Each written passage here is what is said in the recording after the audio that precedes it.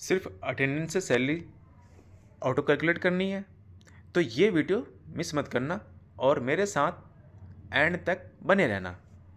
ठीक है, मैंने लिख लिया सैलरी शीट और सैलरी एंड अटेंडेंस शीट लिख लिया मैंने, और इसको टाइटल दे दिया मैंने, और थोड़ा साइज़ बड़ा करके मार्जिन से एंटर कर दिया मैंने इसको, ताकि थोड़ा हेडिंग अच्छी लगे देखने में कि हम क्या बना रहे हैं। ठीक है, हमने लिखा, इसको कलर कर दिया। कलर करने के बाद हम ना कुछ एम्प्लॉय के नेम लिखेंगे, 8-10 एम्प्लॉय के नेम लिखना, ताकि अच्छा लगे थोड़ा सीट देखने में। ठीक है, नेम रोहित हो गया, इसके बाद अमित, अमित लिखा हमने, फिर दीपक लिख दिया हमने, फिर राहुल लिखा हमने,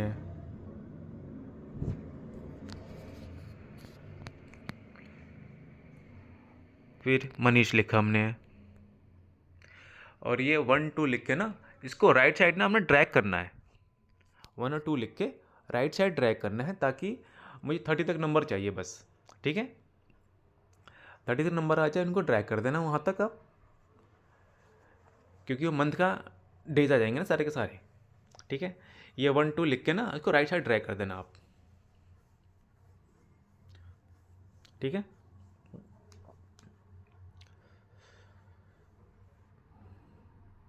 ये हमने ड्रैग किया, जहाँ तक मुझे नंबर चाहिए, मुझे 30 तक नंबर चाहिए बस।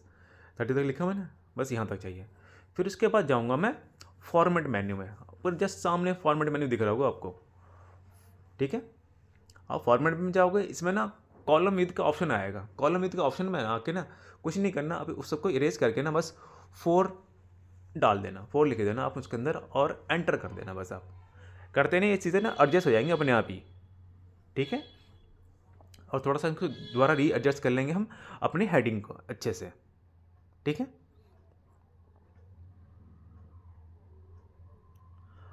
उसके बाद हम पी लिखेंगे, हमें पी लिख के इसको ड्रैग कर देंगे, ताकि पूरे में प्रेजेंट लगा सके हम पूरे मंथ में। ठीक है, जितने एम्प्लॉई हैं सबको लिख के बस ड्रैग कर देना, अपने राइट साइड ड्रैग करना है बस। ये ड्रैग किया आपने, यहाँ तक आ गया। ठीक है, उसके बाद लिखेंगे हम टोटल वर्किंग डेज, क्योंकि 1 मंथ में 30 डेज के ही वर्किंग डेज होते हैं टोटल ना, तो इसलिए हम 30 ही लिखेंगे। ठीक है, टोटल वर्किंग डेज लिखा हमने। फिर इसके बाद लिखेंगे हम प्रेजेंट डेज, फिर इसके बाद बेसिक सैलरी,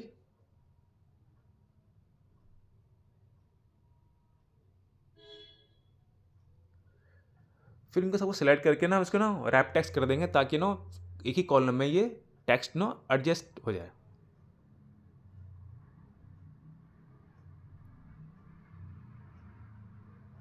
ठीक है, हमने रैप टेक्स्ट कर दिया, ये सारा एडजस्ट हो गया। ठीक है, अब टोटल वर्किंग डेज में हम डेज लिख देंगे 30 डेज, और इसको ट्रैक कर देंगे।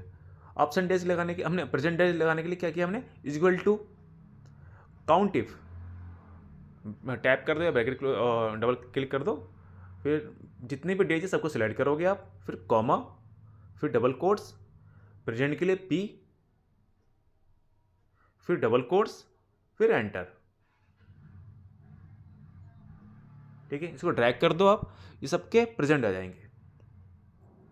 ठीक है, एक चीज़ मैंने यहाँ मिस कर दी, यहाँ पे मुझे अपसेंटेज लिखना था, वो मैंने कॉलम सेलेक्ट करके इंसर्ट क्लिक कर दिया, कॉलम और ले लिया मैंने अपसेंटेज का।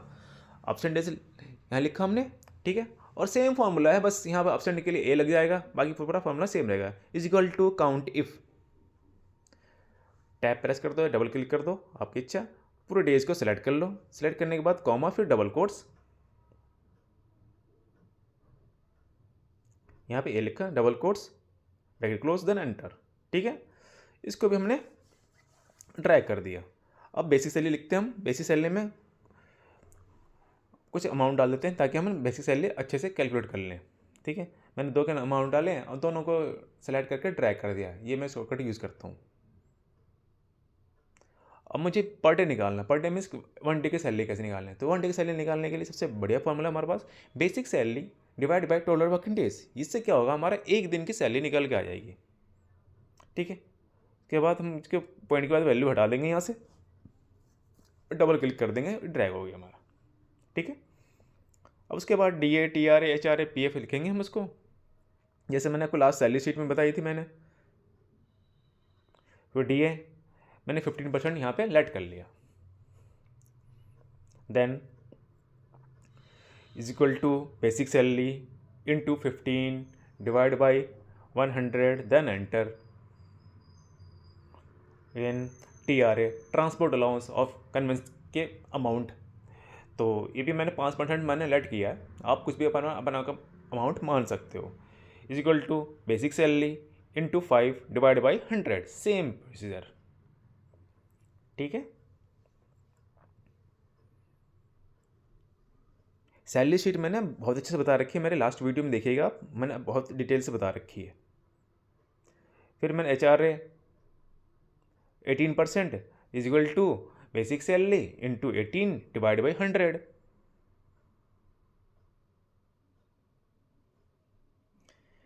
इंटू डिवाइड बाई 100, ये मेरी HRA भी आ गया। अगला बचा मेरा PF होता है, मैंने 10 से 11% कुछ होता ऐसा होता है, मैंने 11% माना गया। ये जरूरी नहीं है कि फिक्स है, आप कुछ भी हो सकता है, फ्लक्चुएट हो सकता है। तो is equal to basic salary into 11 divide by 100, ठीक है। अगला आया हमारा ESI में क्या करते हैं हम, एम्प्लॉय स्टेट इंश्योरेंस, वही मेडिकल खर्चे। तो मैंने ये 2% मान लिया, तो is equal to basic salary into 2 divide by 100, ये मेरी ESI भी आ गई, ठीक है। अब नेट सैलरी लिखते हैं हम, ठीक है। उससे पहले हम क्या करते हैं,